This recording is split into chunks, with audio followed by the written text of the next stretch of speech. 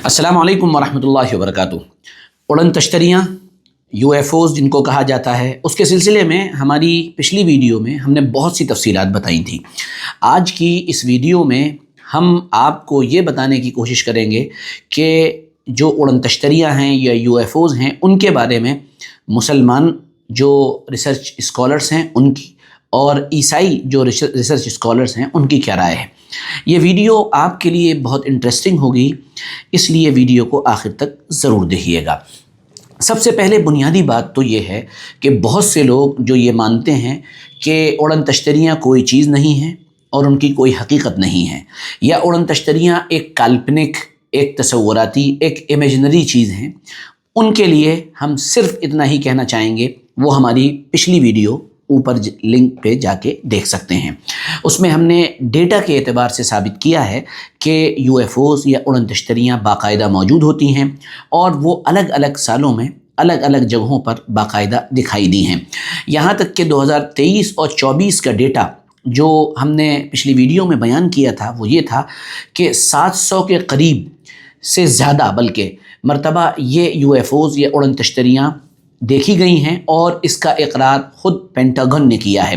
Pentagon वो जगह है जहां शायद, जैसा कि लोग कहते हैं, सारी दुनिया के इंटरनेट का सबसे बड़ा जो जंक्शन है या जहां से इंटरनेट कंट्रोल होता है, शायद वही जगह पेंटागन कहलाती है। जब वो इस बात को मान रहे हैं तो एक आम आदमी के लिए, मेरे और आपके लिए, इसके इनकार की कोई वजह बज़ाहिर समझ में नहीं आती है।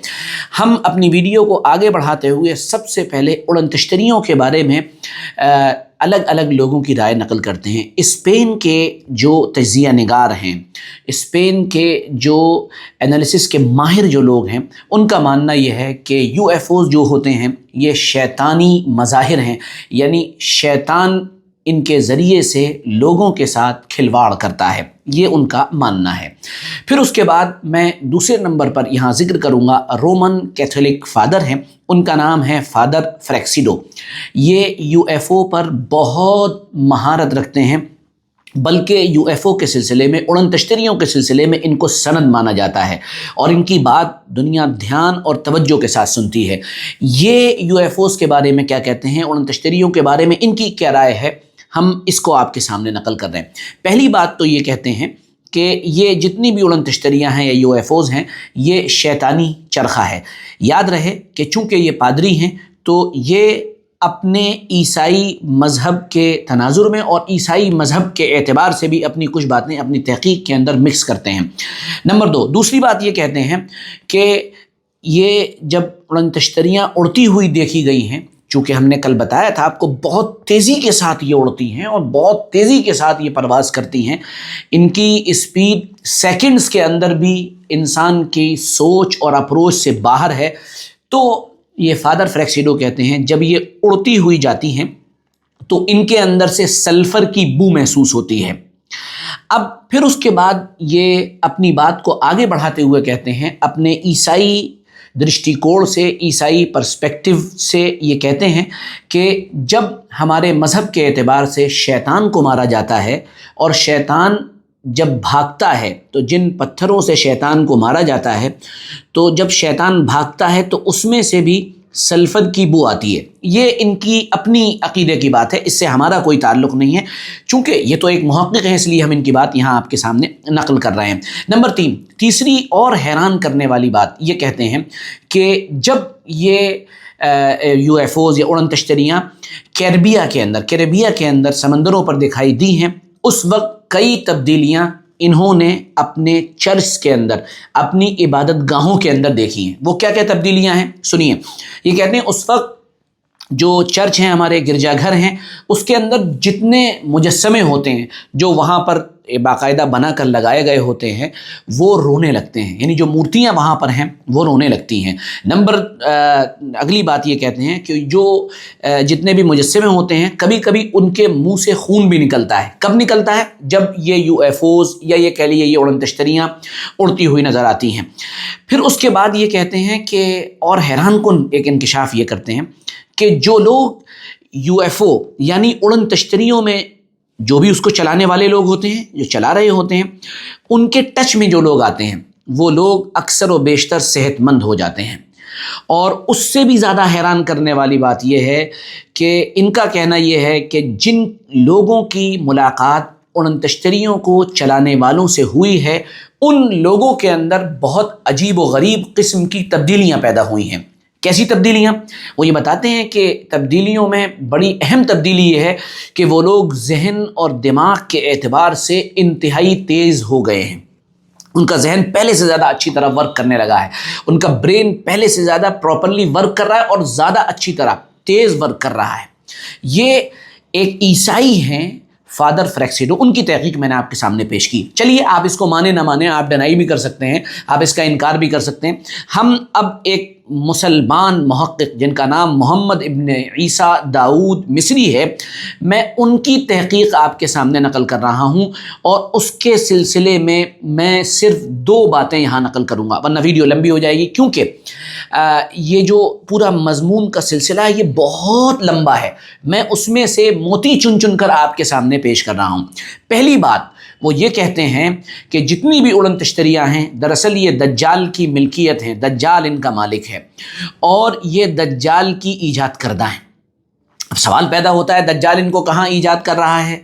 تو میں اس میں صرف اشارہ دینا چاہوں گا، اس پر ہماری کئی ویڈیوز موجود ہیں کہ آپ صلی اللہ علیہ وسلم نے مدینہ منورہ میں باقاعدہ یہ اشارہ فرمایا تھا کہ دجال مدینہ منورہ سے مشرق کی طرف ہے، ایسٹ کی طرف ہے، باقاعدہ اشارہ فرمایا تھا۔ لیکن جب آپ اس کو دیکھیں گے تو آپ کو نظر آئے گا کہ دجال اگر ایسٹ میں ہے تو مدینے سے ایسٹ کی طرف جب آپ دیکھیں گے، مشرق کی طرف جب آپ دیکھیں گے تو وہاں جاپانی سمندر ہے۔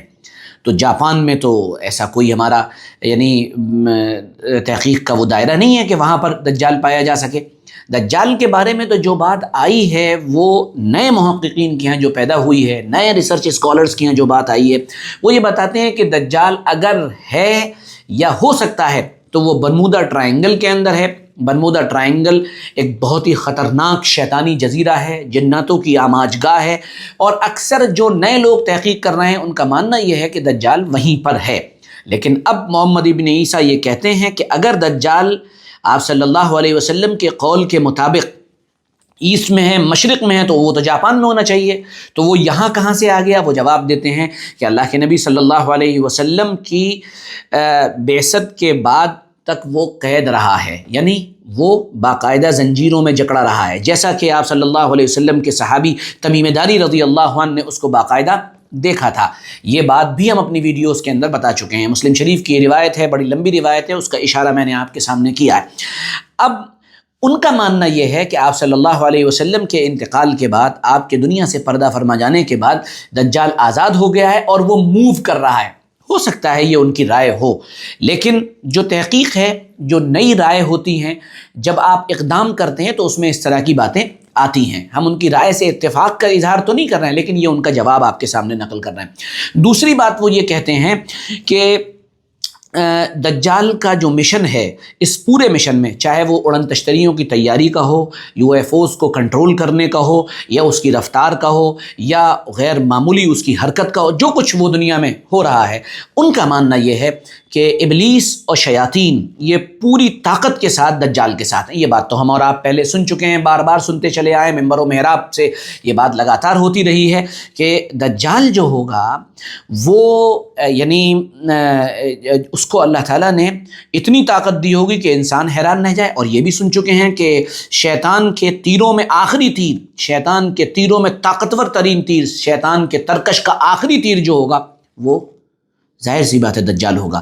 تو اللہ تعالیٰ نے اس کو اتنی طاقت دے رکھی ہوگی، اور شیطان کا چونکہ سپورٹ اس کو حاصل ہوگا، اس لیے اس کے پاس اتنی طاقت ہوگی۔ بہرحال خلاصہ یہ ہے پورے ویڈیو کا کہ یہ جو اڑن تشتریاں ہیں، اس کے سلسلے میں مسلمان اور عیسائی علماء یا ان کے ریسرچ اسکالرز اپنی اپنی رائے دیتے ہیں، وہ دونوں رائے آپ کے سامنے آئی ہیں۔ ہمارے لیے بس سبق صرف اتنا ہی ہے کہ یہ ایک فتنہ ہے، ایک آزمائش ہے، ایک انسانی دنیا کے لیے ایک بہت بڑا چیلنج ہے۔ ہمیں کیا کرنا ہے؟ کرنے کا کام یہ ہے کہ ہم کو اللہ کی طرف رجوع کرنا ہے، اللہ سے شیطان کے فتنوں سے اور ان تمام چیزوں سے پناہ مانگنی ہے۔ اللہ تعالی ہم سب کو ان تمام فتنوں سے محفوظ رکھے۔ جزاکم اللہ، السلام علیکم ورحمۃ اللہ وبرکاتہ۔